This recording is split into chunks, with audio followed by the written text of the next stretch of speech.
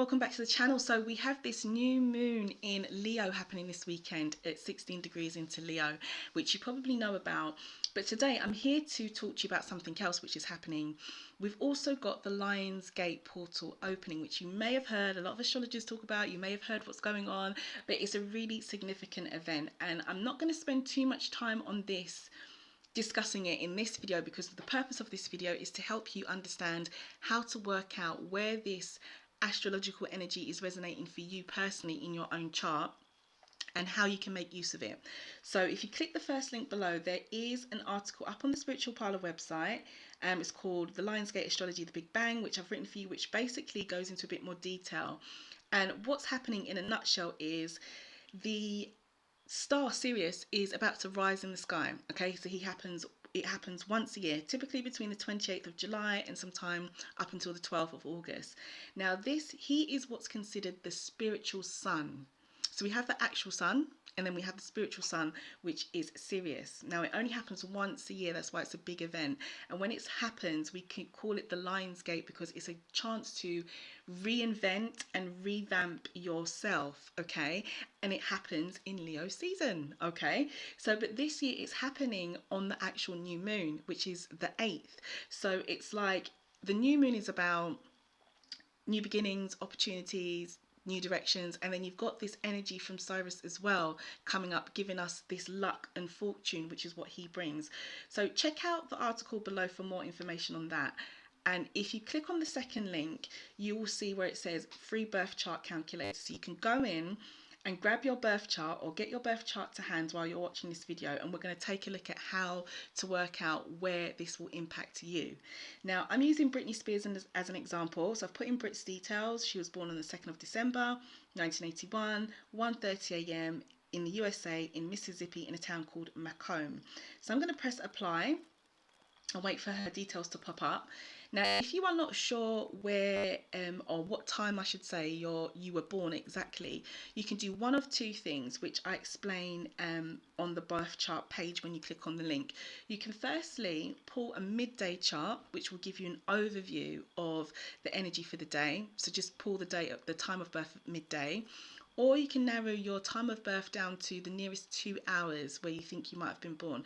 So if you thought you was born at maybe say somewhere, between, let's say 6 and 8, you can narrow it down between those times. But I wouldn't go any more than 2 hours. I wouldn't stretch it more than 2 hours. And that's because if you do that, the ascendant changes in the sky roughly every 2 hours where it's moving around, and you might come out with the wrong ascendant. So if you're really, really unsure, the best thing to do is to just pull a 12 noon chart. Okay, so we've got Britney Spears' chart up here. So here she is. So once you've got your birth chart to hand, you're going to look where the numbers are in the chart, where it says 1 to 12. These are the different areas and houses of life. And you're going to look for where you see the Leo sign, or whatever sign it is that is dominating that full moon or new moon or event that you're looking at. So we can see Britney's first house is ruled by Libra here on the left hand side where it says 1, and if we keep going around, look for the Leo sign, we can see that her Leo sign, or Leo, rules her 11th house. Okay, her 11th house is at 4 degrees Leo.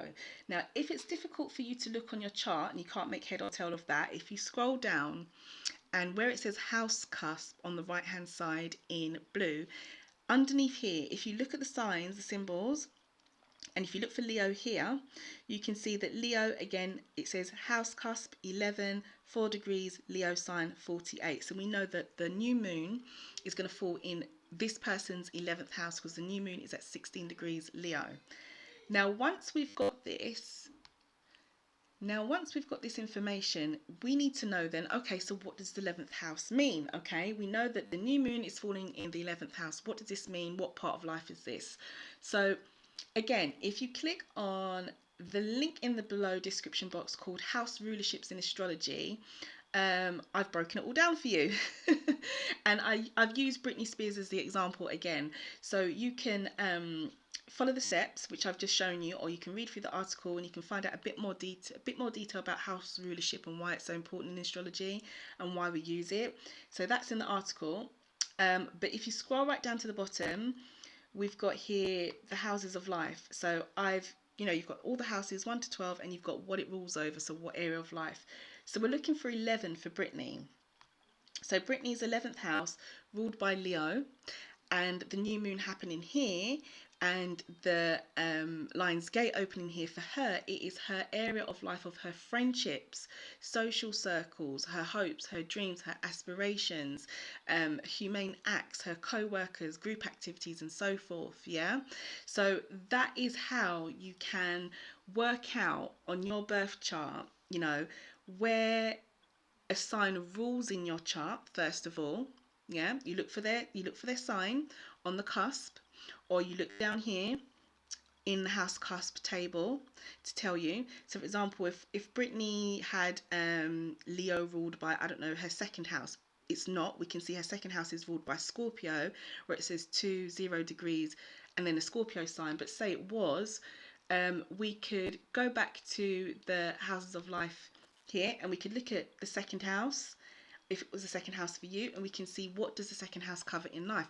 possessions, finance, income, what you place value on, or things of value to you. Yeah, so that's the 3 steps. Grab your birth chart, see where the sign rules following the steps, and you can go to the houses of life article for that.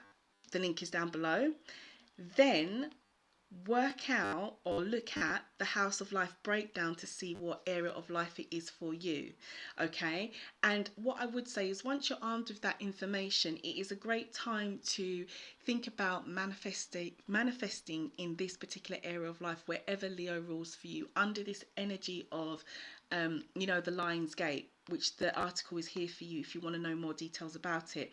And if you are a Leo, if your sun sign is Leo, if your moon is Leo, if your rising is Leo, you are in your personal power right about now, especially if your sun sign is Leo. Okay, so really, really, really take this energy and run with it. You know, the Lion's Gate is open, and you can find out what the Lion's Gate brings as well. So that's it, guys. It was just a really short and sweet video that I wanted to do for you today, based on what's happening. I'm about to start uploading your sun sign tarot readings as well for the new moon, so watch out for that. Those will come up shortly. So lots of love and light to you. Have a wonderful new moon. If you have any questions, just put them in the description box and I can help you out. And if you don't have a question, let me know if you manage to work out where this Leo energy will be resonating for you under this new moon. So where will a new start, opportunity and luck be flourishing for you under this new moon? Let us know what house of life it's in, and I'll see you in the next video.